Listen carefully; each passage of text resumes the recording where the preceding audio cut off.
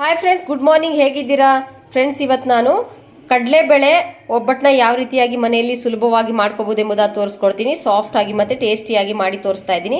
ಅದಕ್ಕಿಂತ ಮುಂಚೆ ನೀವು ನನ್ನ ಚಾನಲ್ಗೆ ಸಬ್ಸ್ಕ್ರೈಬ್ ಮಾಡಿಲ್ಲ ಅಂದರೆ ಲೈಕ್ ಮಾಡಿ, ಶೇರ್ ಮಾಡಿ ಆ್ಯಂಡ್ ಸಬ್ಸ್ಕ್ರೈಬ್ ಮಾಡೋದನ್ನು ಮಾತ್ರ ನೀವು ಮರಿಬೇಡಿ ಫ್ರೆಂಡ್ಸು. ತುಂಬ ಸುಲಭವಾಗಿ ಮಾಡ್ಕೋಬಹುದು, ಟೇಸ್ಟಿಯಾಗಿ ಮಾಡ್ಕೋಬಹುದು. ಹಾಗಾದರೆ ಈ ವಿಡಿಯೋನ ನೋಡೋಣ ಬನ್ನಿ. ಅರ್ಧ ಕೆಜಿಯಷ್ಟು ಕಡಲೆಬೇಳೆನ ತಗೊಂಡಿದ್ದೀನಿ. ಈ ಕಡೆ ನೋಡಿ, ನಾನು ಅರ್ಧ ಕೆಜಿಯಷ್ಟು ಮೈದಾ ಹಿಟ್ಟನ್ನ ತಗೊಂಡಿದ್ದೀನಿ. ಮತ್ತು ಇಲ್ಲಿ ಅರ್ಧ ಕೆಜಿಯಷ್ಟು ಬೆಲ್ಲನ ತಗೊಂಡಿದ್ದೀನಿ. ಈ ಕಡೆ ಅರಿಶಿನದ ಪುಡಿನ ತಗೊಂಡಿದ್ದೀನಿ. ಆ ಕಡೆ ಒಂದು ಬೌಲಷ್ಟು ನಾನು ಎಣ್ಣೆನ ತಗೊಂಡಿದ್ದೀನಿ. ಈ ಕಡೆ ನೋಡಿ, ಏಲಕ್ಕಿ, ಲವಂಗ ಮತ್ತು ಸ್ವಲ್ಪ ಸೋಂಪನ್ನ ತಗೊಂಡಿದ್ದೀನಿ. ಪಾತ್ರೆ ತಗೊಂಡಿದ್ದೀನಿ, ಅದಕ್ಕೆ ನಾನು ಮೈದಾ ಹಿಟ್ಟನ್ನ ಹಾಕ್ಕೊಳ್ತಾ ಇದ್ದೀನಿ. ನೋಡಿ, ಅರ್ಧ ಕೆಜಿಯಷ್ಟು ಮೈದಾ ಹಿಟ್ಟಿದೆ. ಇದಕ್ಕೆ ಸ್ವಲ್ಪ ನಾನು ಅರಿಶಿನದ ಪೌಡ್ರನ್ನ ಹಾಕ್ಕೊಳ್ತಾ ಇದ್ದೀನಿ. ಸ್ವಲ್ಪ ಉಪ್ಪು ಹಾಕ್ಕೊಳ್ತಾ ಇದ್ದೀನಿ. ನೋಡಿ, ಈಗ ಮಿಕ್ಸ್ ಮಾಡ್ಕೊಳ್ತೀನಿ.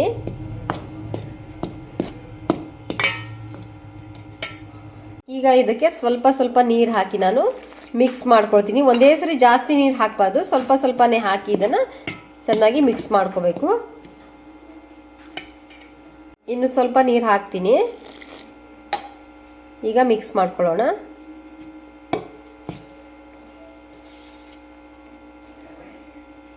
ಈಗ ಕೈಯಿಂದ ನಾದ್ಕೊಳ್ತೀನಿ. ಇದನ್ನು ಚೆನ್ನಾಗಿ ನಾದ್ಕೊಳ್ತೀನಿ ನಾನು.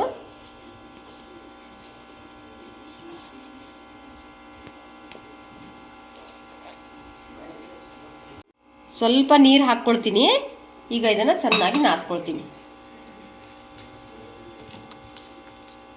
ನೋಡಿ ಫ್ರೆಂಡ್ಸ್, ಈ ಥರ ನಾನು ನಾದಿ ಇಟ್ಟಿದ್ದೀನಿ. ಇದನ್ನು ಒಂದು ಪ್ಲೇಟ್ ಮುಚ್ಚಿ ಇಟ್ಬಿಡ್ತೀನಿ. ಎಣ್ಣೆ ಹಾಕಲ್ಲ, ಏನು ಹಾಕಲ್ಲ, ಹಾಗೇನೆ ನೆನಿಬೇಕಿದು.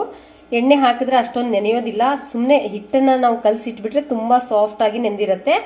ನಾವು ಏನಪ್ಪ ಹೋಳಿಗೆನ ಲಟ್ಟಿಸ್ತೀವಿ ತಟ್ಟತೀವಿ ಅನ್ನೋ ಟೈಮಲ್ಲಿ ನಾವು ಇದಕ್ಕೆ ಸ್ವಲ್ಪ ಎಣ್ಣೆನ ಹಾಕೋಬಹುದು. ಇದನ್ನು ಕ್ಲೋಸ್ ಮಾಡಿ ಇಟ್ಬಿಡ್ತೀನಿ. ಒಂದು 3 ರಿಂದ 4 ತಾಸಿದು ನೆನಿಬೇಕು. ನೋಡಿ, ಕ್ಲೋಸ್ ಮಾಡಿ ಇಟ್ಬಿಟ್ಟಿದ್ದೀನಿ.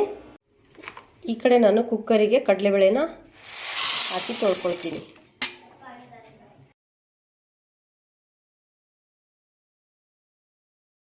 ಬೇಳೆ ನೋಡಿ ತೊಳೆದಾಗಿದೆ. ಇದಕ್ಕೆ ನಾನು 4 ಲೋಟದಷ್ಟು ನೀರನ್ನು ಹಾಕ್ಕೊಳ್ತಾ ಇದ್ದೀನಿ.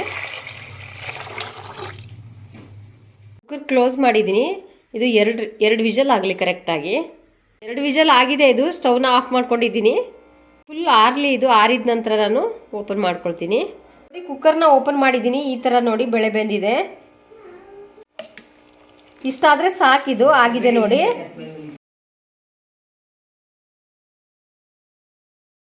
ನೀರೆಲ್ಲ ಬಸ್ದು ಇಟ್ಕೊಂಡಿದ್ದೀನಿ ನೋಡಿ. ಈ ಕಡೆ ನೋಡಿ, ಬೆಲ್ಲನ ಪುಡಿ ಮಾಡಿ ಇಟ್ಕೊಂಡಿದ್ದೀನಿ. ಪುಡಿ ಮಾಡಿರುವಂಥ ಬೆಲ್ಲನ ಬೆಳೆಗೆ ಹಾಕ್ಕೊಳ್ತೀನಿ.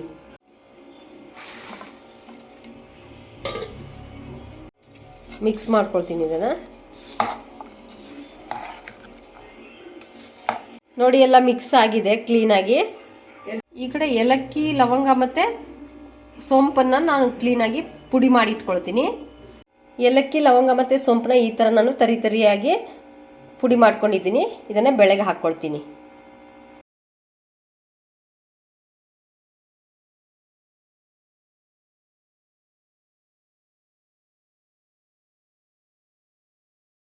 ಒಂದು ಮಿಕ್ಸಿ ಜಾರ್ನ ತಗೊಂಡಿದ್ದೀನಿ. ಅದಕ್ಕೆ ನಾನು ಕಡಲೆಬೇಳೆನ ಹಾಕಿ ರುಬ್ಕೊಳ್ತೀನಿ.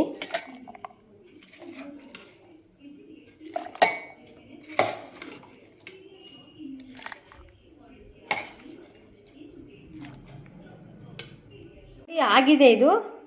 ಇದಕ್ಕೆ ನೀರು ಮಾತ್ರ ಹಾಕಬಾರ್ದು. ನಾವು ಗ್ರೈಂಡ್ ಮಾಡಬೇಕಾದ್ರೆ ನೀರು ಸ್ವಲ್ಪನೂ ಹಾಕಬಾರ್ದು. ಬೆಲ್ಲ ಹಾಕಿರ್ತೀವಲ್ಲ, ಆವಾಗಲೇ ಇದು ನೀರು ಬಿಟ್ಕೊಳ್ಳುತ್ತೆ. ಅದನ್ನೇ ಗ್ರೈಂಡ್ ಮಾಡ್ಕೋಬೇಕು ನಾವು. ನೀರು ಮಾತ್ರ ಸ್ವಲ್ಪನೂ ಹಾಕಲೇಬಾರ್ದು. ಗ್ರೈಂಡ್ ಮಾಡಿರುವಂಥ ಹೂರಣನ ಇಲ್ಲಿ ಬಾಣಲೆಗೆ ಹಾಕೊಂಡಿದ್ದೀನಿ. ನೋಡಿ, ಉಳಿದಿರುವಂಥ ಕಡಲೆಬೇಳೆನ ಮತ್ತೆ ನಾನು ಮಿಕ್ಸಿ ಜಾರಿಗೆ ಹಾಕೊಂಡಿದ್ದೀನಿ. ಇದನ್ನು ಗ್ರೈಂಡ್ ಮಾಡ್ಕೊಳ್ತೀನಿ. ನೋಡಿ, ಆಗಿದೆ. ಇದನ್ನು ಬಾಣಲೆಗೆ ಹಾಕ್ಕೊಳ್ತೀನಿ. ಪೂರ್ತಿ ರುಬ್ಕೊಂಡಿದ್ದೀನಿ ನೋಡಿ, ಎಲ್ಲ ಆಗಿದೆ. ಈಗ ಸ್ಟವ್ನ ಆನ್ ಮಾಡ್ಕೊಳ್ತೀನಿ. ಸ್ಟವ್ ಆನ್ ಮಾಡ್ಕೊಂಡಿದ್ದೀನಿ ನೋಡಿ. ಇದು ಚೆನ್ನಾಗಿ ನೀರಿನ ಅಂಶ ಬಾಡೋವರೆಗೂ ನಾವು ಇದನ್ನು ಬಿಸಿ ಮಾಡ್ಕೋಬೇಕು. ಹಿಟ್ಟಿನ ಹದಕ್ಕೆ ಬರುವಷ್ಟು ನಾವು ಬಿಸಿನ ಮಾಡ್ಕೋಬೇಕು. ಇದನ್ನು ನೀರಿನ ಅಂಶ ಕ್ಲೀನಾಗಿ ಇದು ಬಾಡಬೇಕು. ಹಿಟ್ಟು ಎಷ್ಟು ಗಟ್ಟಿ ಇದೆಯೋ ಅಷ್ಟೇ ಹೂರಣನೂ ಕೂಡ ಅದೇ ರೀತಿಯಾಗಿ ಗಟ್ಟಿ ಇರಬೇಕು. ಸ್ವಲ್ಪ ಗಟ್ಟಿಯಾಗೋವರೆಗೂ ಇದನ್ನು ಬಿಸಿ ಮಾಡ್ಕೊಳ್ಳೋಣ.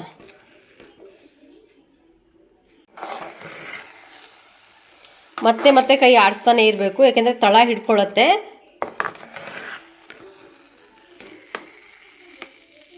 ಇಷ್ಟು ಗಟ್ಟಿ ಬಂದರೆ ಸಾಕಿದು, ಆಗಿದೆ.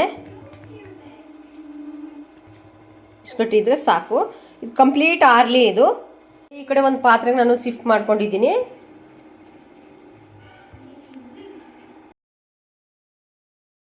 ಹಿಟ್ಟು ಚೆನ್ನಾಗಿ ನೆಂದಿದೆ ನೋಡಿ.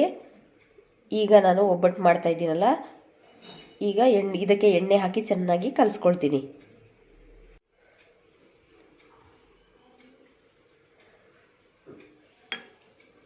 ನೋಡಿ ಈ ಥರ ನಾನು ಕಲಸಿ ಇಟ್ಕೊಂಡಿದ್ದೀನಿ. ಈ ಕಡೆ ಒಂದು ಬಾಳೆ ಎಲೆನ ತಗೊಂಡಿದ್ದೀನಿ, ಅದರ ಮೇಲೆ ನಾನು ಎಣ್ಣೆನ ಸವರ್ಕೊಳ್ತೀನಿ.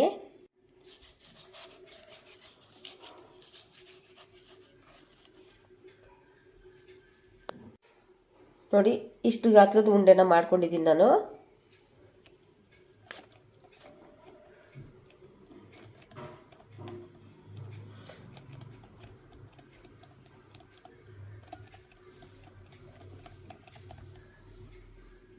ಹಿಟ್ಟು ಎಷ್ಟು ತಗೊಂಡಿದ್ದೀನಿ ಅಷ್ಟೇ ಗಾತ್ರದ ನಾನು ಹೂರಣನ ತಗೊಂಡಿದ್ದೀನಿ. ನೋಡಿ ಉಂಡೆ ಮಾಡ್ಕೊಂಡಿದ್ದೀನಿ. ಹೂರಣನ ತುಂಬಿಟ್ಕೊಂಡಿದ್ದೀನಿ. ಅದರ ಮೇಲೆ ಒಂದು ಕವರ್ನ ಹಾಕ್ಕೊಳ್ತೀನಿ. ಈ ಥರ ಒಂದು ಪ್ಲಾಸ್ಟಿಕ್ ಕವರ್ ಇದ್ದರೆ ಈ ಥರ ಕ್ಲೋಸ್ ಮಾಡಿಬಿಟ್ಟು ಅದರ ಮೇಲಿಂದ ಈ ಥರ ನಾನು ತಟ್ಕೊಳ್ತೀನಿ.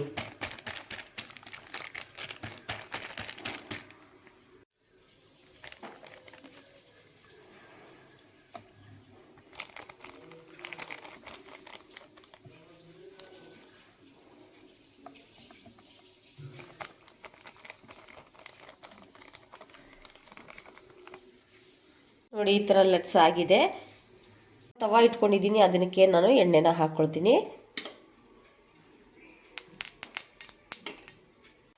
ಕವರ್ ಓಪನ್ ಮಾಡ್ಕೊಳ್ಳೋಣ. ಇದು ಎಲೆ ಸಮೇತವಾಗಿ ಎತ್ತಿ ಹಾಕ್ಕೊಳ್ತೀನಿ ನಾನು. ಮೇಲಿಂದ ಸ್ವಲ್ಪ ಎಣ್ಣೆ ಹಾಕ್ಕೊಳ್ತೀನಿ. ಈಗ ಇದನ್ನು ತೆಗೆದಿಟ್ಕೊಳ್ತೀನಿ ನೋಡಿ.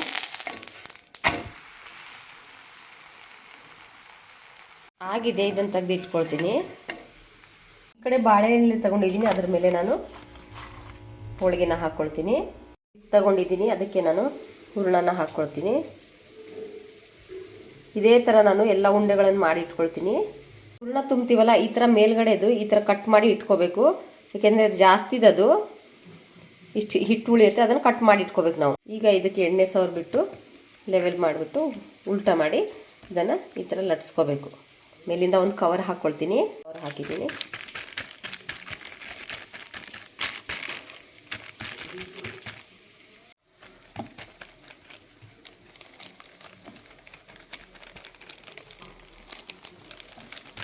ತುಂಬ ಸುಲಭವಾಗಿ ಇದನ್ನು ಕೈಯಿಂದನೇ ತಟ್ಟಬಹುದು. ಆಗಿದೆ ಇದು. ಇದ್ರ ಕವರ್ನ ಓಪನ್ ಮಾಡ್ಕೊಳ್ಳೋಣ. ತವ ಮೇಲೆ ಹಾಕ್ಕೊಂಡಿದ್ದೀನಿ.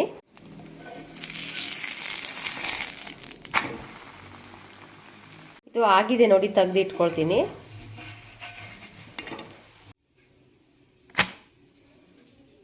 ಇದೇ ಥರ ನಾನು ಎಲ್ಲ ಹೋಳಿಗೆನ ಈ ಥರ ಲಟ್ಟಿಸ್ಕೊತೀನಿ.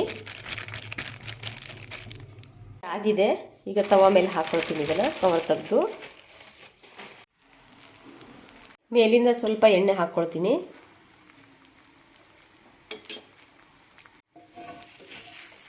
ತಿರುವಿ ಹಾಕ್ಕೊಳ್ತೀನಿ. ಇದನ್ನು ಇದೆ, ತೆಗೆದು ಇಟ್ಕೊಳ್ತೀನಿ. ಇದನ್ನು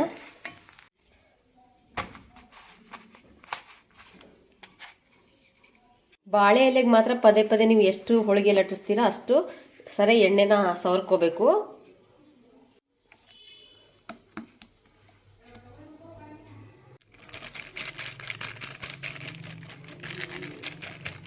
ಇದೇ ಥರ ನಾನು ಎಲ್ಲ ಹೋಳಿಗೆನ ಲಟ್ಟಿಸ್ಕೊಳ್ತೀನಿ. ಇದೆ ನೋಡಿ.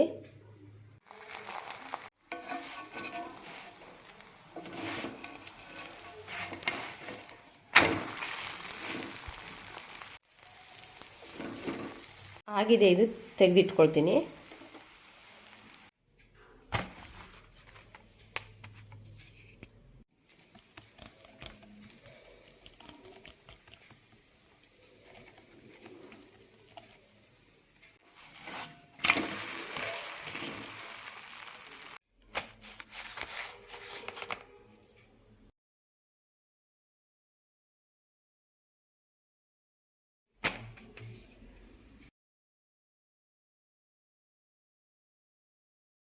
ಕಡಲೆಬೇಳೆ ಒಬ್ಬಟ್ಟನ್ನ ನೋಡಿ ಕಂಪ್ಲೀಟಾಗಿ ನಾನೆಲ್ಲ ಮಾಡಾಗಿದೆ.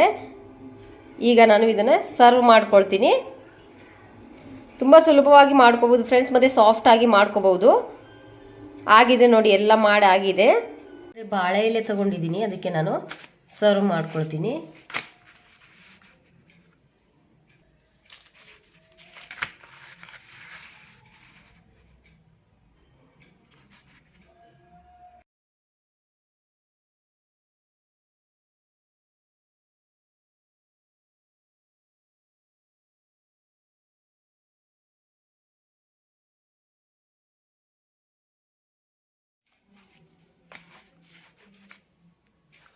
ನೋಡಿ ಫ್ರೆಂಡ್ಸ್, ಯಾವ ರೀತಿಯಾಗಿ ಒಬ್ಬಟ್ಟನ್ನ ಮಾಡಿದ್ದೀನಿ ಅಂತ.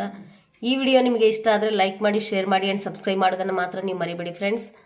ನೋಡಿ, ತುಂಬ ಸುಲಭವಾಗಿ ಮಾಡ್ಕೋಬಹುದು, ಸಾಫ್ಟ್ ಆಗಿದೆ. ನೋಡಿ, ಈ ಕಡೆ ನಾನು ಒಂದು ಪ್ಲೇಟಿಗೆ ನಾನು ಸರ್ವ್ ಮಾಡ್ಕೊಂಡಿದ್ದೀನಿ. ಈ ಕಡೆ 3 ಒಬ್ಬಟ್ಟನ್ನ ತಗೊಂಡಿದ್ದೀನಿ, ಮತ್ತು ಈ ಕಡೆ ನಾನು ಒಂದು ಬೌಲಿಗೆ ಹಾಲು ಹಾಕ್ಕೊಂಡಿದ್ದೀನಿ, ಅದಕ್ಕೆ ನಾನು ತುಪ್ಪನ ಹಾಕ್ಕೊಳ್ತೀನಿ. ನೋಡಿ ನೋಡಿ ಫ್ರೆಂಡ್ಸ್, ಒಬ್ಬಟ್ಟು ಯಾವ ರೀತಿಯಾಗಿ ಬಂದಿದೆ ಎಂಬುದಾಗಿ ನೀವು ಈ ರೆಸಿಪಿನ ಮನೆಯಲ್ಲಿ ಟ್ರೈ ಮಾಡಿ ಯಾವ ರೀತಿ ಬಂದಿದೆ ಎಂಬುದಾಗಿ ಕಮೆಂಟ್ ಮೂಲಕ ತಿಳಿಸಿ. ಬಾಯ್.